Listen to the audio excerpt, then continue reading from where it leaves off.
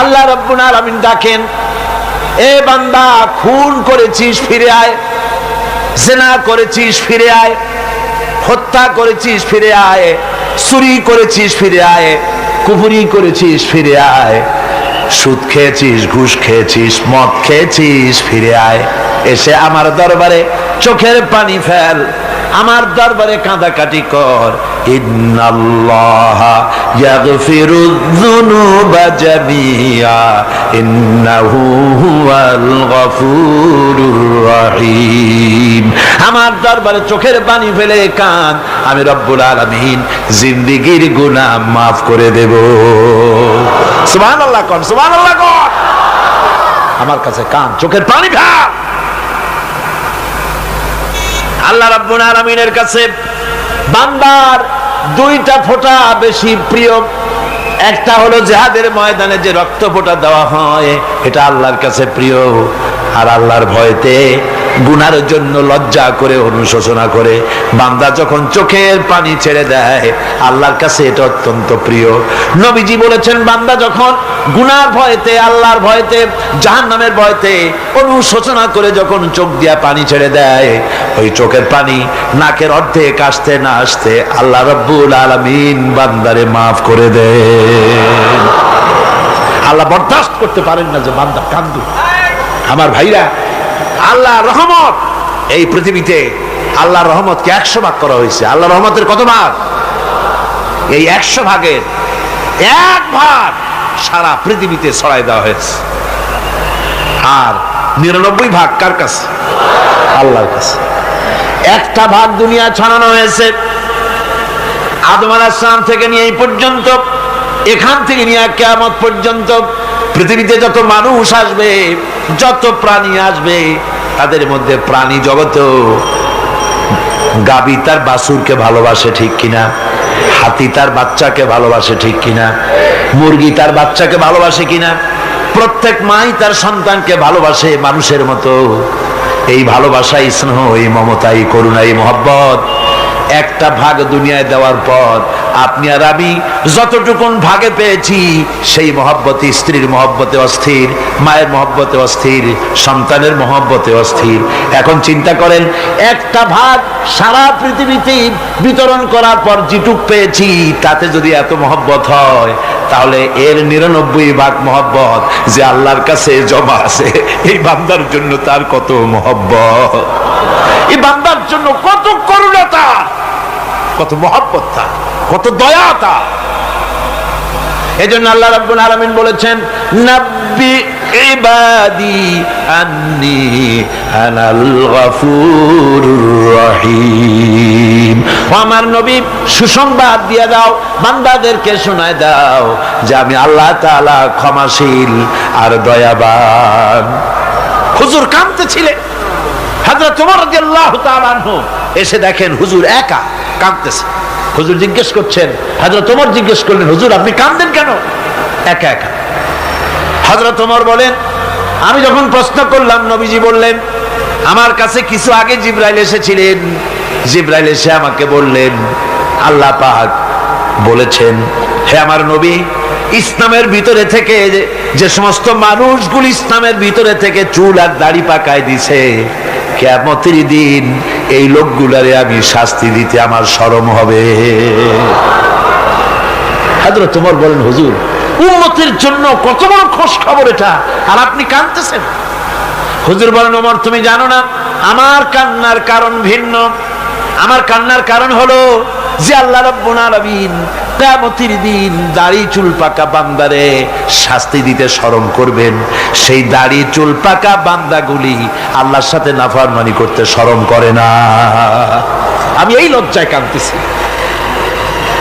ভাইরা, হুজুর আল্লাহ পাক বলেন, ও আমার নবী, রাতের আধারে যখন একটা বুড়া আমার দরবারে হাত উঁচু করে, একটা বুড়া মানুষ রাতের আধারে যখন আমার দরবারে হাত উঁচু করে, আর যখন বলতে থাকে, রব্বুল আলামিন, আমার পেছনের জীবনটা বড় খারাপ করেছি, এমন কোন কাজ জীবনে করি নাই যা তোমার কাছে কিছু দাবি করতে পারি, সব রকমের নাফরমানি করেছি, আজ আমি বুড়া হয়ে গেছি, কামাই করতে পারি না, ছেলে আমাকে চোখে দেখতে পারে না, পুত্রবধূ আমাকে ঘরে জায়গা দেয় না, আমার স্ত্রী আমাকে দেখতে পারে না, রোজগার করতে পারি না, হাঁটতে পারি না, চলতে পারি না, সবার কাছে আমি তিতা হয়ে গেছি, আমি দাঁড়াতে পারি না, কোমরে ব্যথা পাই, হাঁটুতে ব্যথা পাই, চলতে পারি না, কানে শুনতে পাই না, চোখে দেখতে পারি না, আর তোমার কাছে কিছু চাইয়া নেব এমন ভালো কাজও করি নাই।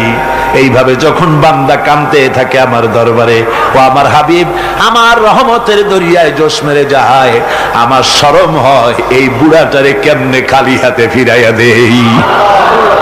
সুবহানাল্লাহ, সুবহানাল্লাহ। আমার আল্লাহর এত দয়া, আমার আল্লাহর এত মায়া, এত মহব্বত। আমার আল্লাহ রাব্বুল আলামিন বলেন, ওয়াইযা সালাকা ইবাদি আন্নী ফাইন্নী করিব। ও আমার হাবিব, আমার বান্দা আমার ব্যাপারে প্রশ্ন করে, আমি বান্দার একদম নিকটে। কোরআন শরীফের ভিতরে যত জায়গায় রাসূলকে বলা হয়েছে সুয়ালের কথা, আপনাকে প্রশ্ন করা হয়, আল্লাহ তার জবাব কুল এই কথা বলে জবাব দিয়েছেন। যত জায়গায় সুয়াল এসেছে, যেমন কোরআনে কারীমের মধ্যে আল্লাহ পাক বলেন, ওয়ায়াসআলুনাকা আনিল মাহিদ, মেয়েদের হায়েজ সম্পর্কে জিজ্ঞাসা করা হয়, কুল হিয়া আযা, হে নবী আপনি বলুন। এভাবে করে কুল দিয়ে জবাব দেওয়া হচ্ছে।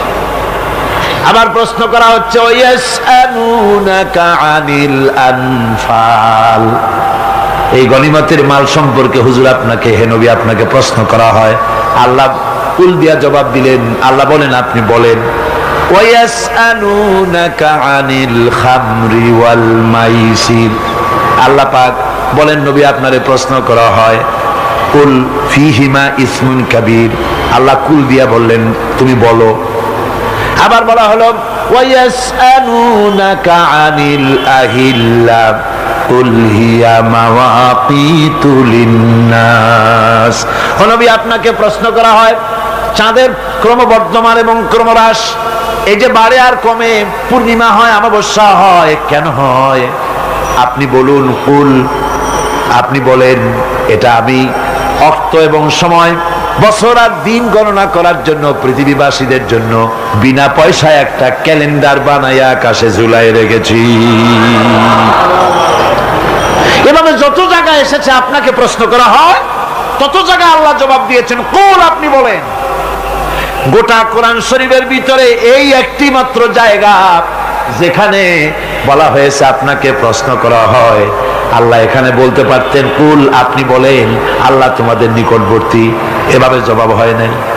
এটা কায়দাটা হলো এই, আল্লাহ বলতেছেন ওয়াইজা সালাকা ইবাদি, ও আমার নবী প্রশ্ন তো আমার বান্দারা আমার ব্যাপারে করেছে, এবার আপনার জবাবের কোনো দরকার নাই, প্রশ্ন আমার ব্যাপারে আমি নিজে জবাব দিয়ে দেই, ফাইন্নী করিব। ও বান্দা আমার ব্যাপারে প্রশ্ন করেছিস, জবাব আমি দেই, আমি তোর সবচাইতে বেশি নিকটে। সুবহানাল্লাহ, কত নিকটে? ওয়ানাহানু আকরাবু ইলাইহি মিন হাবলিল ওয়ারিদ, তোর যে রগ এই শাহরগের চাইতেও আমি তোর বেশি কাছে। সুবহানাল্লাহ, আমারে ডাক, আমারে ডাক, কলিজা দিয়া ডাক, অন্তর দিয়ে ডাক।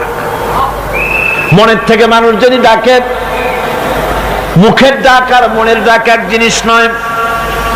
দিল সে জুবাত নিকলতি হ্যায়, असर रखती है पर नहीं मगर ताकते परवाज रखती है। দিল থেকে যে কথা বেরোয় তা প্রভাব বিস্তার করে, ডানা নাই কিন্তু ওড়ার ক্ষমতা রাখে। মনের কথাই ভিন্ন, মন থেকে, দিল থেকে, কলিজা থেকে, অন্তরের গভীর কন্দর থেকে মুহাব্বতের সাথে কেউ যদি একবার বলে আল্লাহ, বলেন আল্লাহ, আল্লাহ, আল্লাহ, আল্লাহ রাব্বুল আলামিন বলেন অন্তরের অন্তঃস্থল থেকে একটি বার যদি বান্দা বলেন আল্লাহ, আল্লাহ বলেন 70 বার সাড়া দিয়া জিজ্ঞেস করি, বান্দা কি চাও, আমি তোমার কাছে আসি। সুবহানাল্লাহ।